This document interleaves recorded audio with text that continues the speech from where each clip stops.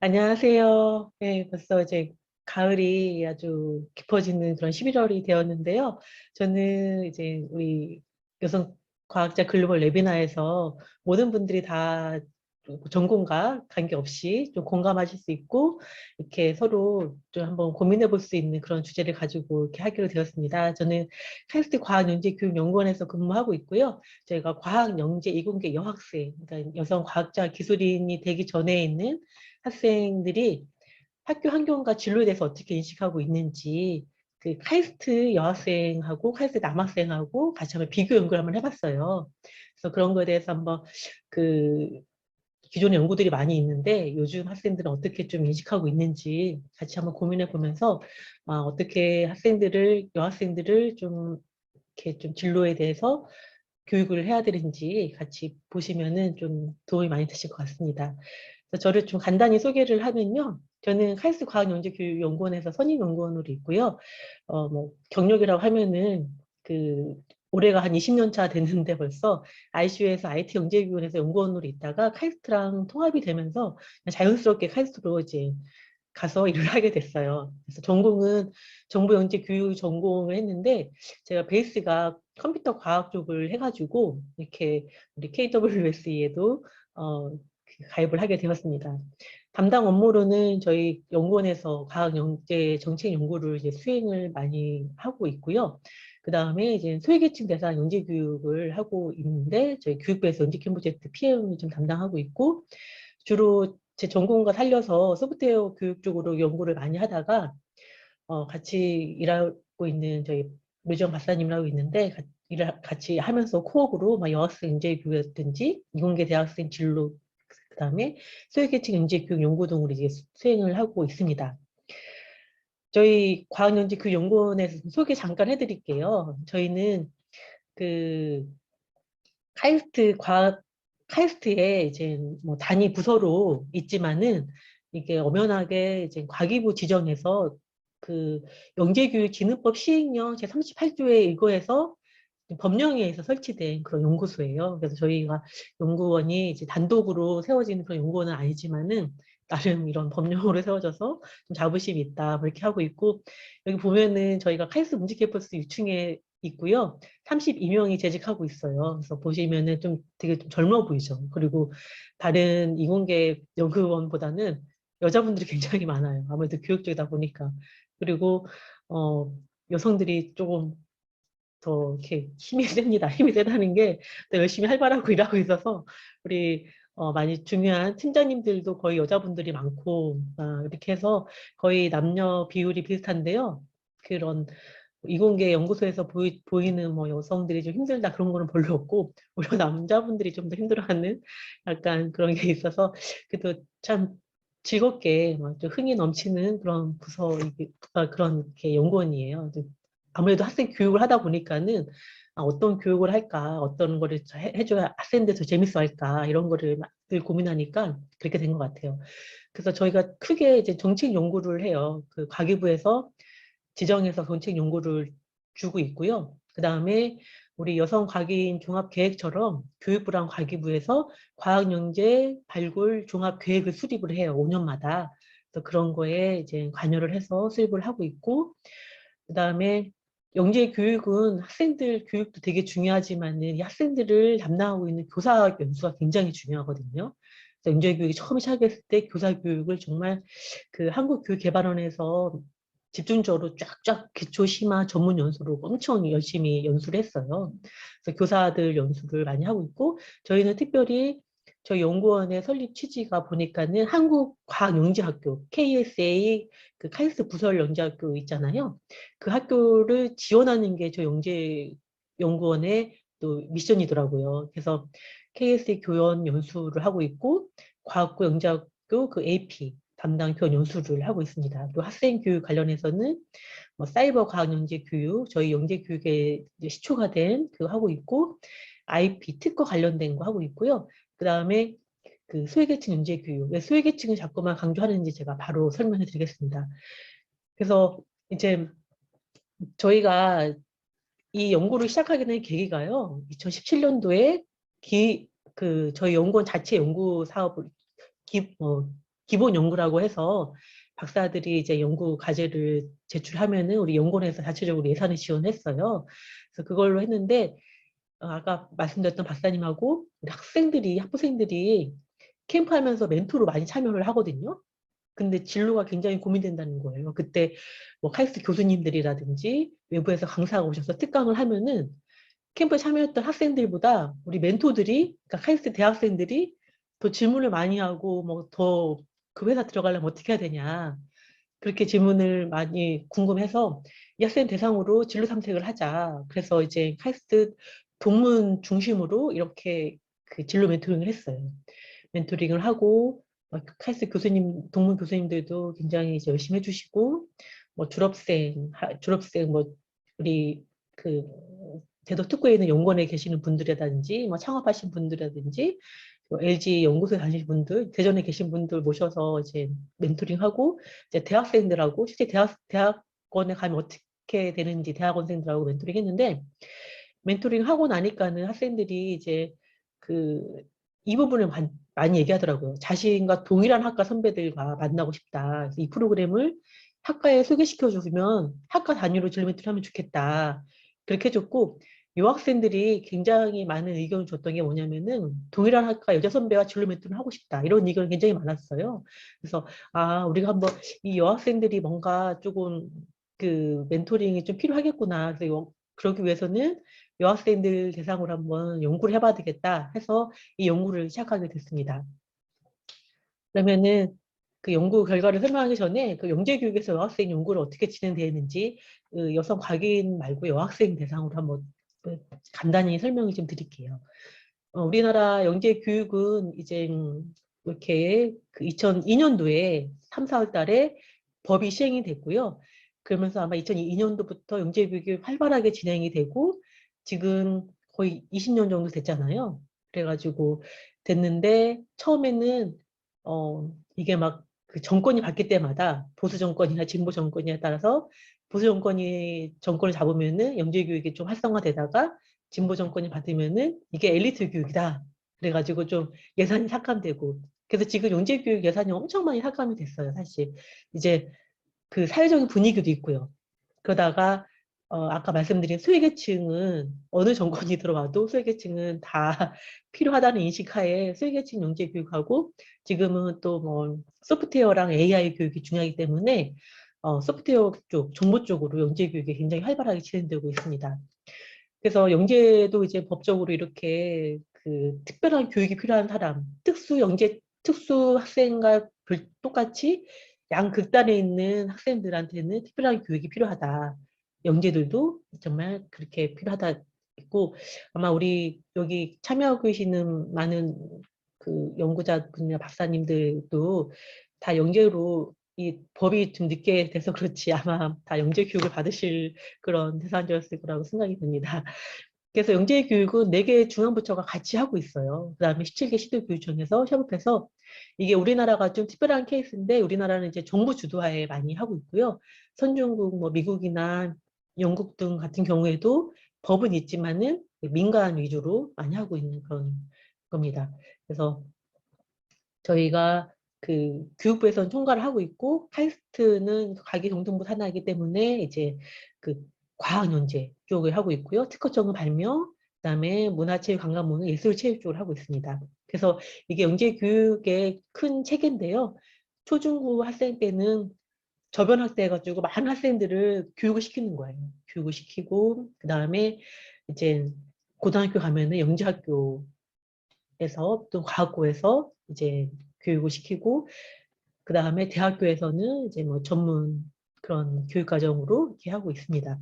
그래서 보시면은 영재 학생들이 점점 줄어들고 있고요. 그러다 보니까는 영재 학생들 중에서도 그 고등학생 인원이 제일 좁고 그 다음에 그 영재교육 대상자가 연도별로 총 전체 학생들 수의 전체 2% 이내로 영재교육을 받고 있는 거예요. 예, 우리나라에서는. 네, 그리고 여기 보면은 초등학생들이 아까 굉장히 제일 많다고 했잖아요. 근데 중학교가 왜 많냐 하면은 과기부에서 하는 거는 대학 부설에서 영재교육을 하고 있거든요. 대학 부설에서 이 중학교 과정이 굉장히 많아요. 굉장히 많아가지고 중학교가 가장 많고, 그 다음에 바로 또 뚝 떨어지죠. 고등학교는 이제 과학고 영재교육 중심이 있기 때문에. 예, 이렇게 되어 있고, 영재교육 그 학생들 보면은, 이걸 그 분야별로 수학이 가장 많습니다. 수학이라는 곳에 융합이거든요. 그래서 영재교육은 융합교육을 많이 하기 때문에, 예, 융합이 굉장히 예, 많을 수밖에 없습니다. 그러면은 우리가 다 알다시피 이공계 분야의 여성 과학기술이 좀 적다고 하잖아요. 그러면은 왜 적나 보면은 먼저 과학고나 영재학교에서부터 여학생들이 굉장히 적은 걸 알 수 있어요. 영재학교는 우리나라에 총 8개가 있거든요. 이렇게 8개가 있는데 그 영재고에서, 그러니까 영재학교에서는 거의 평균적으로 한 15%, 여학생 비율이 15.4%, 굉장히 적죠. 남학생들이 굉장히 많은 거고, 과학고는 그래도 여학생 비율이 한 22.3%. 예, 기본적으로 영재학교가 좀 더 수준이 높다고 생각했을 때, 그 영재학교 여학생들이 더 적게 들어간다, 이렇게 볼 수가 있죠. 그리고 과거 영재학교 학생들이 고스란히 카이스트에 온다고 했을 때, 그러니까 많은 비율로 온다고 했을 때, 제가 대학 알림에서 보니까는, 최근 5년간 카이스트 여학생 그 입학 비율이 점점 이렇게 줄어들고 있는 게 좀 보이더라고요. 그리고 남학생 인원이 증가 반면에 여학생 인원은 점차 감소하고 추세인데, 아까 봤던 과학고나 영재학교가 인원이 적기 때문에, 이거는 정말 자연스러운 현상이라고 볼 수 있습니다. 그리고 전체적인 대학교나 자연공학계 성별 입학에서는 그 2021년도에 비해서 이제 2020년에 점차 증가하고 있는 것을 볼 수 있습니다. 네. 그래서 이러한 현상에 대해서 왜 이공계 분야의 여성 참여율이 저조한 이유에 대해서 1970년대부터 미국, 유럽, 호주 등에서는 굉장히 많은 연구를 하고 굉장히 문헌 연구가 굉장히 많아요. 그래서 저희 이제 사회과학 쪽에서는 이런 기본적인 문헌 연구가 바탕이 돼야 돼서 한번 설명을 드려보면은, 일반적인 원인으로 많은 연구자들이 그 중고등학교 때 수학 과목에서 이제 여학생들이 좀 낮은 성취도를 좀 보이고 있다. 그런 있고, 그다음에 일부 이제 나라에서 문화적 압력과 소고정관념, 그다음에 자신감 부족하고 선호도 차이. 이 자신감 부족이라는 게 뭐냐면은 학생들이 충분히 잘하고 있음에도 불구하고 그 남학생들보다 더 이제 뭐 수학적 자기 효능감이라든지 그런 게 좀 떨어진다는 거예요. 그렇기 때문에 전체적으로 이공계를 지원을 하지 않는다. 그래서 이 선호도 간의 차이는 뭐냐면은 여학생들 대체로 이제 타인과 관련된 그 타인과 돕는 일에 선호를 반면에 남성들은 이제 재정적인 보상, 뭐 명성, 물체나 대상과 관련된 일을 선호한다. 이렇게 이제 연구자들이 설명을 해서 이공계 분야에 참여 조절한다고 했고요. 그 다음에 그러면은 그 우수한 여학생이 이공계 진학을 하지 않는 이유. 학생들이 정말 잘하는데 왜 이공계를 진학하지 않을까?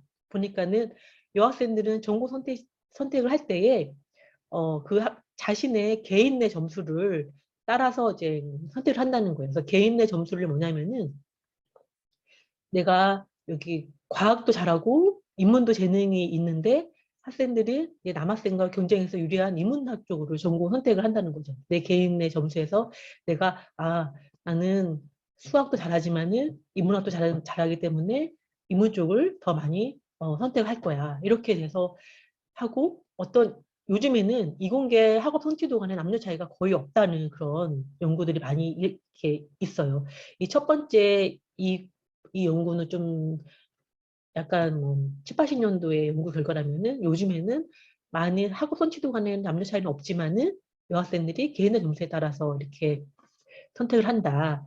그런 것도 있고, 또 하나는 이제 성평등의 역설이라고 해가지고 어, 성평등 지수가 높은 국가일수록, 그러니까는 뭐 선진국이라든지 그런 나라에서는 오히려 뭐 과공학 분야에 그런 여성 비율이 오히려 낮게 나타나는 거예요. 왜냐하면은 그런 높은 선진국들은 직업의 안정성이 높아가지고 여성들이 전공이 얽매이지 않는다는 거죠. 근데 반면에 그 성평등 지수가 낮은 나라, 좀 경제적으로 좀 어려운 나라들 같은 경우에는 여성들이 이제 직업적 안정성 때문에 이공계 직업을 많이 선호한다. 그래서 이 연구가 굉장히 좀 되게 신선했어요. 그래서 그 선진국에서 오히려 그 대우를 모든 직업의 대우가 좀 다 좀 비슷하기 때문에 오히려 더 그 이공계 선택하지 않는구나 이런 것들을 좀 알 수가 있었습니다. 그래서 보면은 또 이제 이런 것들 인해서 외국에서는 이제 미국 중심으로 봤을 때 이런 프로그램을 통해서 굉장히 이제 여학생들에게 많은 그런 그 이공계 분야에 노출을 많이 시키고 있습니다. 그래서 그 과학 분야에 진입할 수 있도록 많이 이제 하고 있어요. 그래서 뭐 홈페이지 다 들어가 봤더니 굉장히 다양한 프로그램 많이 하고 있더라고요. 네. 그래서 저희가 이제 과학연재 이공계 여자 대학생, 대학원생들까지 포함시켰거든요. 그래서 학교 환경과 진로에 대한 인식을 한번 조사를 한번 해봤습니다. 그래서 그 2020년도에 저희가 코로나 한참 됐을 때 이제 카이스트 재학생 대상으로 했고요. 먼저 이 연구를 설문조사를 개발하기 전에 여학생 대상으로 사전 면담을 했어요. 대학원생들 한 5명 정도 사전 면담을 했고 그 다음에 한 222명 대상으로 서면조사를 했고 이 두 개는 이제 같이 된 건데 서면조사하고 설문조사 했습니다. 그래서 우리 여학생 대상으로는 이공계 진학 계기라든지 뭐 초중고 시절에 힘들었던 점, 그 다음에 여자 대학원생으로 힘들었던 점이라든지 뭐 가정학교에서 지원해줬으면 하는 것들을 그 이제 면담식 그 뭐죠 같이 대화식으로 굉장히 자유롭게 얘기를 했고요. 그래서 저희가 설문지를 개발해서 이 학생들에게 이제 초중고 재학 중 성별로 인해서 힘들었던 점, 학업, 생활, 정서, 대인관계를 했고, 그다음에 대학교에서 힘들었던 점은 이 대인관계를 좀 빼고 진로를 한번 넣어봤습니다. 그래서 이때 재학생들을 할 때 한 여학생만 한번 해보자 하다가 뭐 남학생들은 어떻게 여학생들이 인식하고든지 비교하면 좋을 것 같아서 여학생들이 비교했는데 일단 보시면 알겠지만 조금 저희 연구자 입장에서는 좀 흥미로웠습니다. 그리고 이제 설문조사로는 이공계 대학 학교 환경과 학업에 대한 인식과 진로에 대한 인식 이렇게 여러 이 주제를 가지고 한번 설문조사를 해봤습니다. 저희가 그 여학생 면담을 이렇게 좀 편안하게 대상으로 이렇게 해봤고요. 그 요즘 이제 여학생들이기 때문에 굉장히 많은 지원과 그런 뭐 이렇게 지지를 받고 저희가 대학원 생활을 하고 있다고 생각을 했는데 학생들이 의외로 또 나름대로의 그런 고충이 있어가지고 이렇게 대화를 하면서 어떤 학생은 막 갑자기 서러운지 막 펑펑 울더라고요. 그래서 저희가 아이고 되게 당황스러워가지고 학생들도 나름 이제 이 시기에 힘든 점이 굉장히 많구나 막 그래서 좀 알 수 있어서 굉장히 좀 유익했었습니다.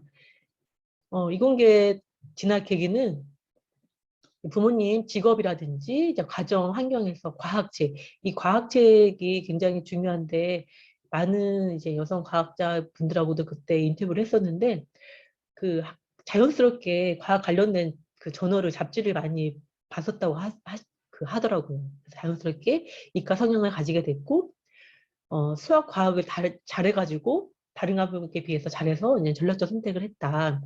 근데 이때 보니까는 공부를 잘해서 과학고 지원을 이제 선생님들도 권유받았는데 또래 여학생은 수학이 어려워서 이과학계 진학을 많이 포기했다. 그래서 저희가 그 사전에 문헌 조사하고 좀 비슷하구나. 그래서 이제 초중고 시절에 좀 힘들었던 점은 무엇이냐 한번 물어봤더니 교사들의 인식이 여학생들이 수학 선정은 뭐 떨어질 거다. 여학생인데 수학은 정말 잘하네? 막 이런 식으로 이제 말씀하시는 게 좀 힘들었다는 거죠. 아직도 이런 선생님이 있다는 거예요. 아까 전에 보니까 되게 젊잖아요. 그래서 여학생들의 멘탈 단련을 잘해야 돼. 그리고 너희들은 뭐 아무리 좀 해도 최극단에 있는 학생들은 남학생이야. 이렇게 좀 얘기한다는 거죠. 그래서 아무래도 2차 성징으로 인해서 여학생들이 좀 힘드는 시기가 한 번씩 찾아오니까는 체력적인 면에서 남학생들에게 이렇게 그 학업이 뒤처진다고 이제 다 인식을 하더라고요. 그래서 또 교육력이 높은 학군의 경우에서는 여학생들이 이과에서 그 의대나 수의대 진학을 많이 해서 이공계보다는 온다. 그 다음에 우수한 여학생은 가고 대신에 자사고를 선호하는 경향이 좀 많이 있다. 그 다음에 학생들이 가장 기분이 안 좋았던 게 이거더라고요. 여학생이 비율로 선발되었다는 인식. 어떠한 커터제처럼 예, 우리 그 우리 교수님도 계시지만은 카이스트에서도 뭐 여교수 쿼터제를 한다고 했을 때 여교수님들이 되게 이렇게 싫다고 하셨다고 하더라고요. 똑같은 능력으로 오는 건데 쿼터제가 생기면은 마치 쿼터제로 왔다는 그 인식 때문에 예, 그러고 있고 또 과거 시절에는 한 층에 다 모여 있었대요. 그 학년별로 다 똑같이. 그러다 보니까 학년별 위계 질서가 있었고 여학생들끼리의 그런 미묘한 신경전 뭐 그런 것들 그다음에 오랜 시간 함께 있어야 되니까 막 피곤함 그다음에 파벌 이런 것도 힘들었다고 합니다. 근데 이제 힘들었던 점 말고 또 갑자기 좋은 점은 뭐냐면은 초등학생 시절에는 여학생들이 더 잘하는 경우가 많잖아요. 아마 남학생들보다는. 그래서 선생님들보다 이쁨을 더 많이 받았다. 그래서 이런 의견을 줬습니다. 그러면 이제 그 초중고 말고 대학교에 와가지고 이렇게 힘들었던 점은 뭐냐 했더니 학생들이 이 부분을 굉장히 또 고민하더라고요. 우리 여성 과학기술인과 마찬가지로 결혼 문제, 출산 문제, 육아 문제 이런 격려 단절이 되는 문제. 그다음에 학생 수가 또 칼수도 워낙 적다 보니까는 신경전이 있고 이 부분이 또 그런데 한정적인 친구 사이가 뭐냐면은 여학생 수가 좀 적잖아요. 그러다 보니까는 거기서 적은 학생 그 수에서 성향이 다를 때 이제 심리적으로 굉장히 좀 힘들고 그런 소모가 많이 된다고 하더라고요. 그다음에 졸업 후에는 연구보다는 취직과 결혼을 권유하는 모녀라든지 그다음에 출산하게 되면 남자에게 뒤처지는 커리어 이런 것들이 굉장히 좀 고민을 많이 하고 있었습니다. 그다음에 여자 대학원생들이 거의 없어가지고 대인 강의가 좀 힘들고 행복한 여자 대학원생 교수님 롤모델이 좀 필요하다. 그다음에 그 체력적인 한계 이 부분도 이 체력적인 그 굉장히 좀 이따가 많이 나오는데 그다음에 그 생리 휴가 제도가 실효성이 거의 없다. 그다음에 남자 여자를 사회적 바라보는 사회적 잣대가 다르다. 그다음에 공부와 결혼 중 선택을 해야 된다. 그러니까 이거를 얘기하면서 남학생들은 이런 거를 선택을 하지 않는 것 같대요. 자기네들이 보기에는. 근데 여자로서 보니까는 선택을 해야 되는 것 같다. 이런 인식을 많이 하고 있었습니다. 그리고 이거 뭐냐면은 여학생이 적어가지고 오히려 상대적으로 부각이 돼서 잘하면 잘하는 대로 부각되고 또 못하면 너무 못하는 대로 부각되니까 이 양쪽 다 이제 막 좀 지치고 힘든 거죠. 예. 또 특히 이제 좀 내성적인 학생들은 이런 게 되게 좀 힘들다고 합니다. 그래서 가정 학교에서 지원할 거라든지 그런 것 지원 사항으로는 이제 뭐 전반적으로 남자들도 이렇게 바뀌어야 된다 이렇게 됐고 뭐 성역학에 대한 인식도 바뀌어야 된다 뭐 이렇게 특히 여자이기 때문에 배려라는 인식 자체가 아니라 그냥 한 사람으로서 뭐 이렇게 좀 다 배려를 해주면 좋겠다. 그 다음에 이것도 저도 되게 중요한 건데 그 초중고 시절에 특히 교사의 인식이라든지 진로 지도가 좀 필요하다. 이거는 저희가 영재연구원에서도 교사 살면서도 굉장히 많이 느끼고 있어요. 우리 교사가 어떻게 진로 교육에 대한 역량이 어느 정도냐 따라서 학생들한테 파급되는 그 효과가 굉장히 크더라고요. 그래서 교사 교육이 굉장히 중요합니다. 그래서 저희가 이제 이런 것들 바탕으로 서면조사를 한번 시해봤거든요. 시해봤는데 그 대학원생 222명, 대학생과 대학원생, 그다음 학업생활, 정서, 대인관계, 진로 이 4개 영역에서 한번 비교를 해봤습니다. 그래서 남녀 차이가 한번 남녀가 어떻게 인식하고 있는지 그 차이를 한번 비교해봤어요. 그래서 초중고에서 힘든 점하고 대학교에서 힘든 점 한번 간단히 살펴보겠습니다. 초중고 재학 시절에 학생들이 힘든 거는 뭐냐면요. 그 이런 거 말고 남녀의 신체적 차이, 이 신체적 차이를 굉장히 많이 이제 얘기를 하더라고요. 여학생들은. 그 학업도 그렇고 생활에서도 그런 신체적 차이로 굉장히 불편했다. 그 많이 하고 그다음에 이공계 학생 그 차이로 정보 부족, 그다음에 주목받는 거 아까 말씀드렸던 거고요. 그다음에 남학생들은 여학생이 학업적으로 더 열심히 하는 성향에 대해서 차이가 있었고 그다음에 그 여학생들은 본인들이 더 없어서 힘들었는데 남학생 나름대로 여학생들이 더 적으니까는 그 학생들만 더 케어받고 더 이제 남학생들에게 역차별 이건 학업적인 거죠. 그래서 그 남학생들 성비 차이로 뭐 이렇게 좀 경쟁했을 때 더 힘들었다 그런 의견을 보였습니다.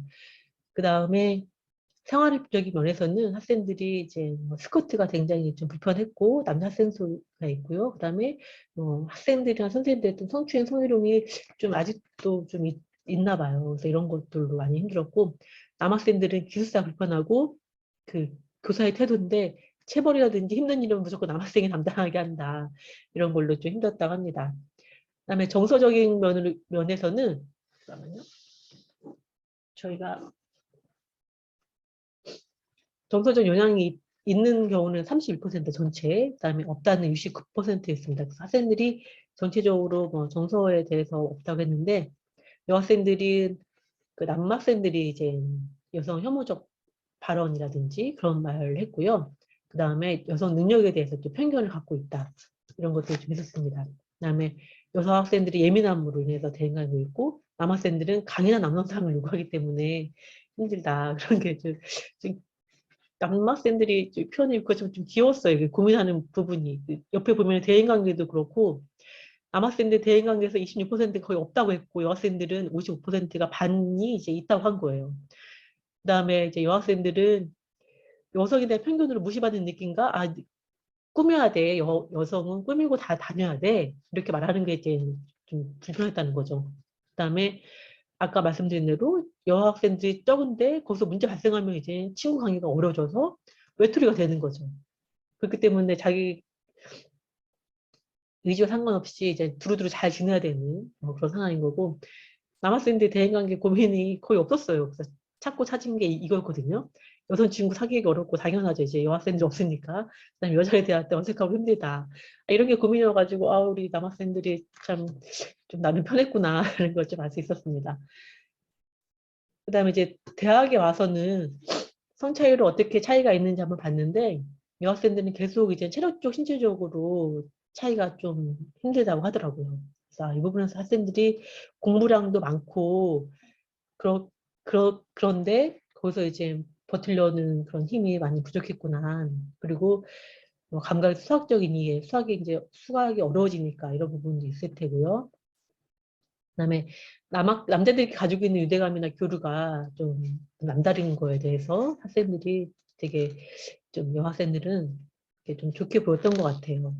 워낙 많고 선후배 관계도 또 끈끈하고 뭐 그러니까. 근데 이제 남학생들은 이제 군대 문제가 가장 이제 이슈로 떠올라서 군대 문제가 있고 선배들과 교수님들이 여학생들에게 더 잘해준다. 뭐 그렇게 하고 여학생들이랑 행사나 인턴십 같은 게 많아서 더 좀 그렇다 했었고 또 생활면에서는 학생의 성비가 좀 불균형한 데서 오는 거 있고 그다음에 신체적인 문제, 뭐 체력 문제, 그다음에 낮은 성인지 이 부분이 있었고요. 남학생들은 계속 이제 군대 문제가 있었습니다. 그리고 카이스트의 그 창의학습관이라고 있는데 거기 4층에 여학생 휴게실이 있어요. 남학생들이 계속 남학생 휴게실은 없다고 이 부분에 굉장히 불만으로 얘기를 하더라고요. 그다음에 이제 정서적인 문화는 이제 남학생들 비율이 높으니까 남성 위주의 문화가 있고 그 일부 남학생들이 이제 언어 폭력으로 상처를 많이 좀 주고 있는 것 같아요. 그래서 이런 문제들, 그다음에 뭐 외모 평가, 그다음에 여성 보조적 역할이다 이런 것들로 좀 위축된다.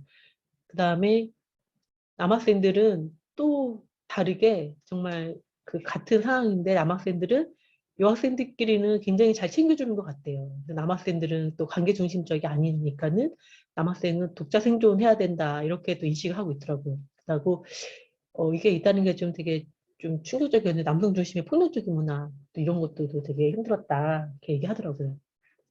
그리고 진로에 대해서는 남학생 28%는 힘든 점이 28%만 힘들다고 하고 여학생은 66%가 힘들다고 좀 이렇게 응답을 했어요. 그래서 진로에 대해서도 굉장히 큰 차이를 느끼고 있었습니다.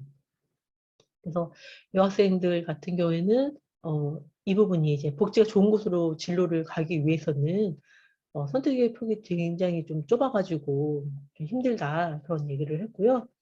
그 다음에 남학생들은 이제 군대랑 그다음에 그 또 우리 여학생만의 그런 제도나 특권이 존재해서 남학생들 관련해서는 좀 없는 것 같다. 그렇게 좀 의견 예, 보였습니다. 그래서 남학생들, 여학생들 간의 차이가 좀 있었고요. 그 서로 간에 이해를 많이 못하고 있구나, 이런 걸 좀 알 수가 있었습니다. 그래서 이거를 통해서 저희가 이제 마지막인데요. 그 설문조사를 한번 해봤어요. 설문조사를 해봤는데, 그 학교 환경과 학업 인식에 대해서 18문항에 있었고, 이공계 분야의 낮은 여학생 비율의 원인과, 그 다음에 진로 인식에 대해서 한번 해봤습니다. 그래서 진로 준비 어떻게 돼가고 있는지, 학생들 진로 결정에 영향을 준 사람은 누구인지, 뭐 고민 해결 방법, 진로 기대, 이렇게 해봤고요. 그래서 통계 분석은 저희가 SPSS를 썼고, 이제 그 비교 분석은 독립부분 T 검정을 했고요. 그다음에 나머지는 이제 빈도 분석을 한번 사용을 해봤습니다. 그래서 그 빨리 넘어가면은 뭐 이게 하나의 그냥 문장이었어요. 하나의 질문이기 때문에 뭐 많아 보이지만은 그냥 통으로 한번 조사해봤고요. 학교 환경에 대해서도 한번 해봤고, 학업 인식에 대해서 학점 관리나 뭐 학업 성취나 전공에 대한 만족도 어떤지 한번 비교 분석해봤습니다. 예, 진로에 대한 인식도 이와 같은 걸로 한번 해봤고요. 보면서 한번 실질적인 결과를 보면서 할게요. 갑자기 너무 대학원 선생님 논문 같죠? 그래서 한번 보겠습니다. 네. 그 저희가 이제 이공계 분야의 낮은 여학생 비율의 원인에 대해서 한번 해봤거든요.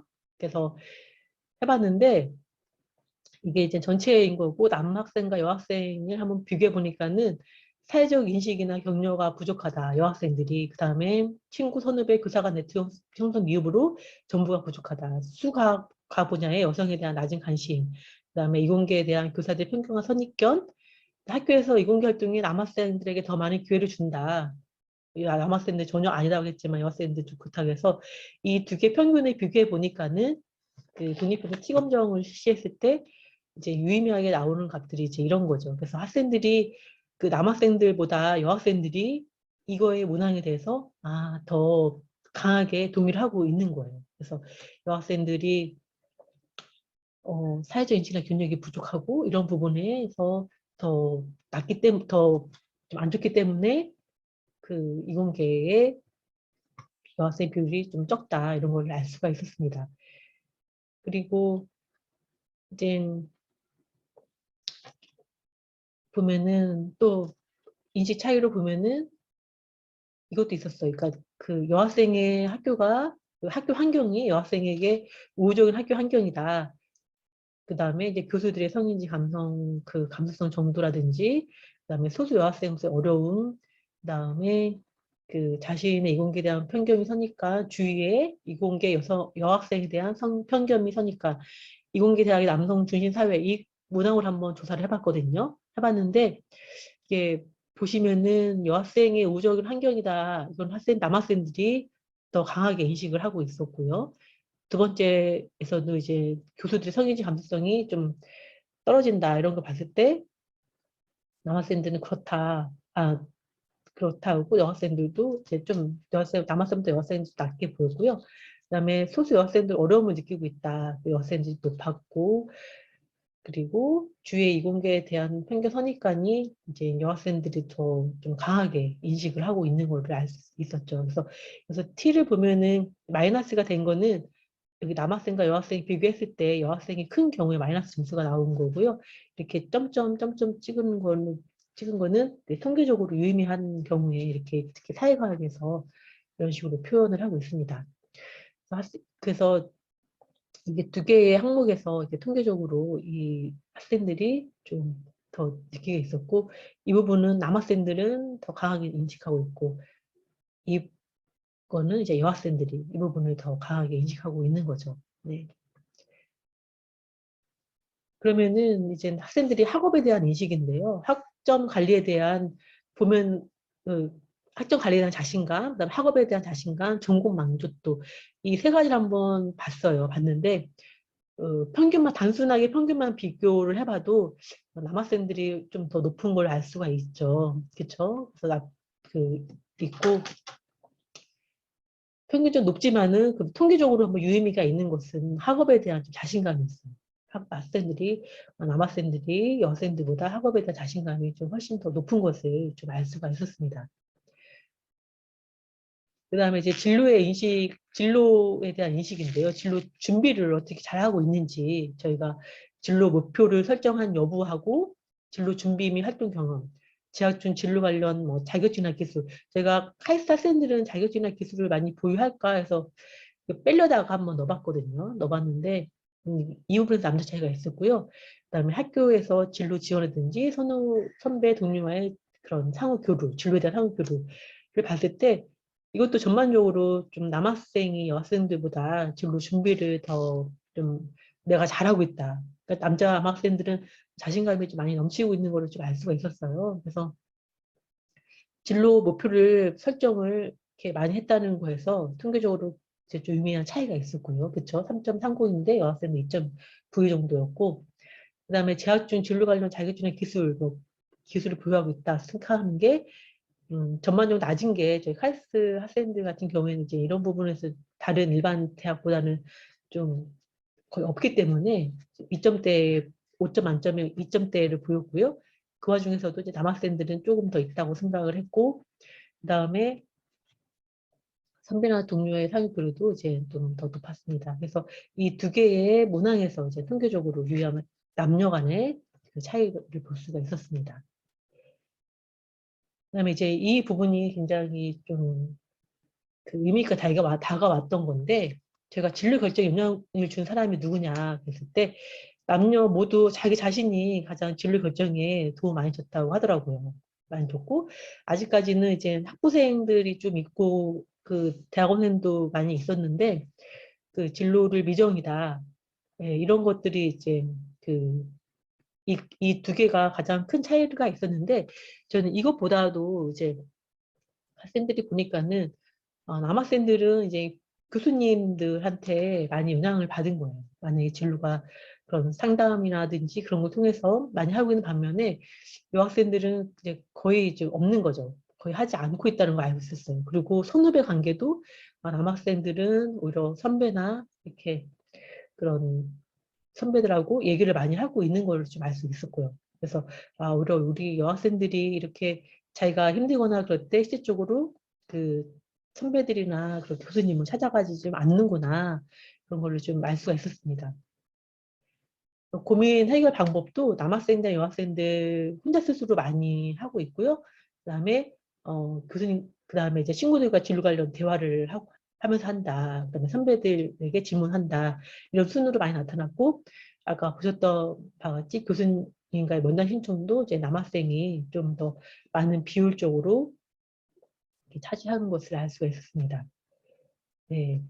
그래서 진로에 대한 인식 차이인데요. 인식 차이에서는 이제 남학생, 여학생보다 높은 수준의 그런 진로 수준 기대를 보였어요. 여기 보시면은 그 학교 지식의 직업 현장에 활용 가능성이라든지 직업에서 역량 발휘 기대, 그러니까 내가 이제 앞으로 어떻게 역량을 발휘하겠다, 전공 분야의 취업의 가능성이 어떤지, 그다음에 전공 분야에서 성공적인 수행 기대라든지, 내가 계속적인 업무 전공 분야에서 계속적인 업무 수행을 뭐 기대한다든지, 내 전공은 여성이 형광이 유리하다 이런 부분에 대해서 뭐 조사를 해봤는데 그것도 역시 이제 좀 남학생들이 좀 여학생들보다 더 높은 그런 수준을 좀 보였습니다. 그래서 전체적 평균적인 차이는 다 남학생이 높았고 또 여학생들과의 통계적으로 차이가 있는 것들은 이제 직업에서 역량 발휘라든지 이렇게 빨간색으로 칠한 부분이 이렇게 부분에서 남학생들하고 여학생들의 그런 차이가 좀 보였습니다.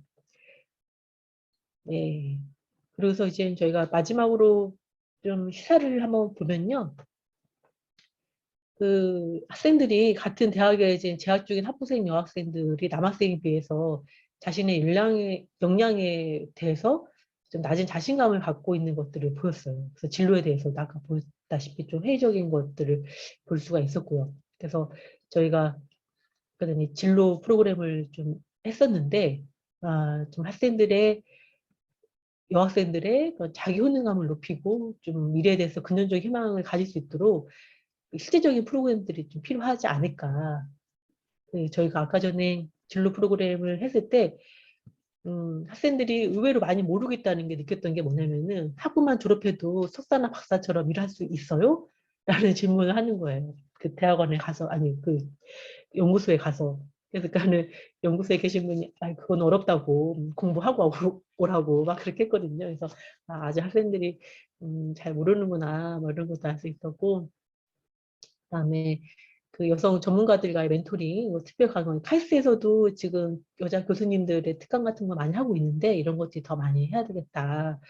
예, 그런 걸로 알 수 있었고 또 그 보니까는 남학생들이 이제 여학생들에 대한 인식이 굉장히 좀 부족한 걸 알 수 있었잖아요. 남학생들이 그래서 우리가 그 남학생과 여학생 모두에게 현실에 기반한 실질적인 좀 진로 교육이 필요하지 않을까 그런 것들을 많이 느꼈습니다. 그래서 꼭 여학생들만을 위한 그런 것보다는 아, 같이 남학생 여학생과 같이 하고 서로를 좀 이해하고 좀 알아야 되겠다. 그래서 서로 어떠한 걱정을 하고 고민을 하고 있는지 남학생도 잘 모르고 여학생도 모르고 뭐 그런 게 많이 느껴져서 그런 것들을 좀 알아야 되겠다. 뭐 그렇게 생각을 했습니다. 그래서 저희가 이제 이거를 하고 계속 프로그램을 진행하려고 했는데 아쉽게도 계속 코로나가 막 있으면서 못 모이게 됐잖아요. 그래서 좀 어려웠는데 아무래도 이 부분은 카이스트 뭐 관련 부서랑 논의를 하면서 좀 하면은